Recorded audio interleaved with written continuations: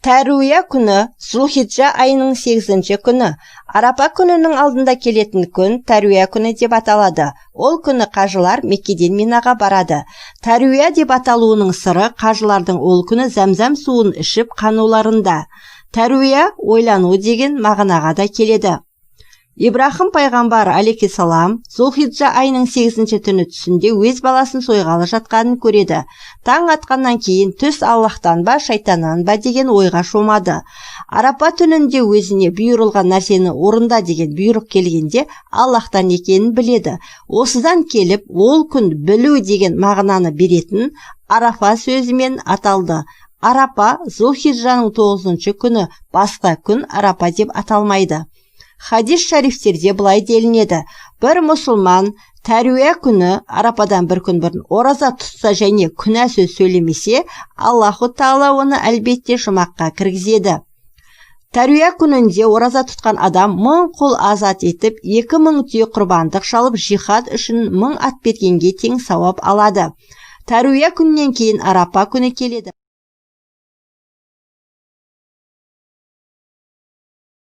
Арапа күні жасалатын амалдардың кейбірлері мыналар.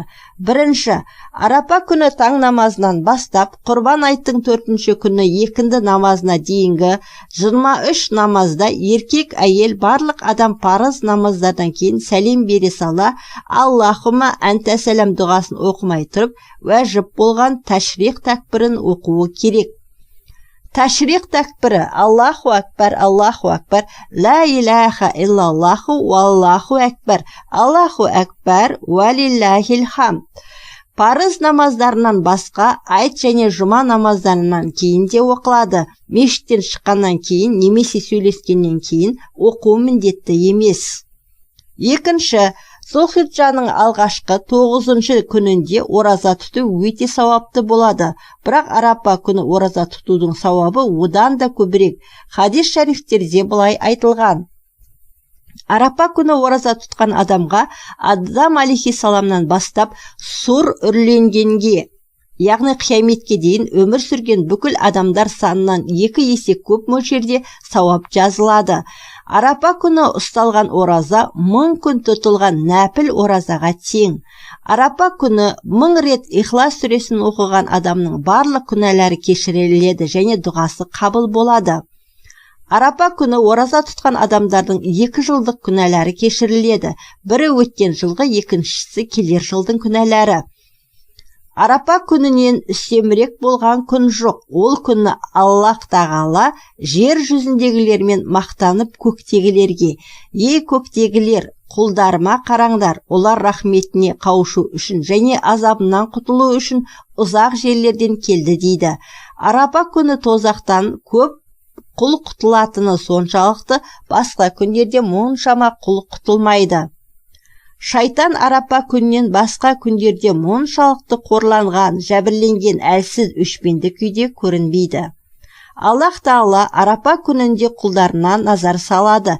Түйірде иманы бар болған адамды кешіреді. Арапа түні ғибадат жасаған адам тозақтан азат болады.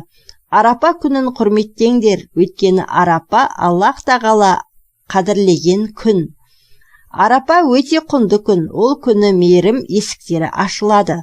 Үшінші, бұл күнді бір мүмкіндік деп білу керек, оны жіберіп алмауға тырысу керек. Хадис шарифте айтылғандай, дұғаның қадірлісі Арапа күні жасалған дұға. Төртінші, Арапа күнін ғибадатпен Аллах Тағаланы зікір, тәфәккүр етіп өткізуге, адамдарға жақсылық жасауға тырысу керек. Ең құнды ғибадат ілім үйрену болып табылады. Ахли сүннет ғұламалары жазған ilmi хал кітаптарын оқу арқылы ең дұрыс ілімді үйренген боламыз. Хадис шарифтерде былай делінеді: Арапа күнін құрметтеңдер, өйткені Арапа Аллах Тағала қадірлеген күн. Құрметтеу, күнә істемеу арқылы жүзеге асады. Арапа күні құлағына, көзіне және тіліне ие болған адам кешіріледі. Құлағына ие болу ғайбат, сазды аспап секілді харам нәрселерді тыңдамау деген сөз. Егер бұлар біздің қалауымыздан тыс құлағымызға келетін болса, бізге күнә болмайды. Көзге ие болу, харам нәрселерге қарамау және мубах нәрселерден ғибрат алу деген сөз. Тіліне ие болу өтірік, өсек, сөз тасу, жаман сөз, тіпті бос сөзден тыйылу, ешкімді тілімен ренжітпеу дегенді білдіреді.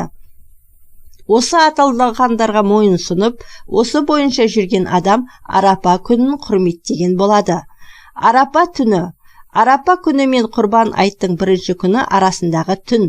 Хадис шәрифте былай деп делінеді: рақымдылық есіктері 4 түнде ашылады.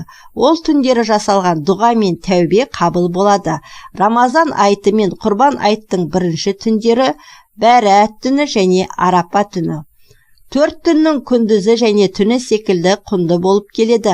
Аллах тағала ол күндері дұға еткен адамның тілегін кері қайтармайды. Оларды кешіреді және олар бұл күндерде мол ихсанға қауышады.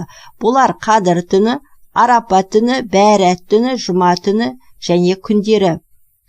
Арапа түні ғибадат еткен адам жаһаннамнан азат болады. Арапа күніндегі ораза. Сұрақ: Арапа күні де мұсылмандар үшін мейрам болып табылады. Арапа күні ораза тұтуға болмайды деп айтатындар бар.